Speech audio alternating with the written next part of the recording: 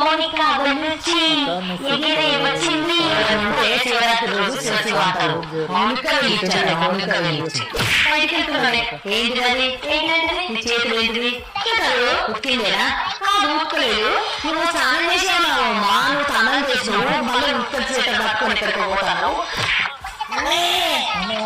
జపం చేసుకుంటే ఇష్టం లేదండి ఒక్కపోతే నాకు ఒక్కపోద్దు మమ్మీ గుడ్లు బయట పెట్టి కాబట్టి నీ ఫ్రిడ్జ్లో పెట్టి మమ్మీ దగ్గర ఫ్రిడ్జ్ కొట్టేస్తా. నీళ్ళు నేను ఆల్రెడీ నువ్వు బయట పెట్టే గుడ్లు తెచ్చి మళ్ళీ ఇట్లా పెట్టాను. ఇలా పండుగ అని బయట పెట్టాను నేను. అమ్మా ఏం పని చేసిందని రిలాక్స్ అవుతావు?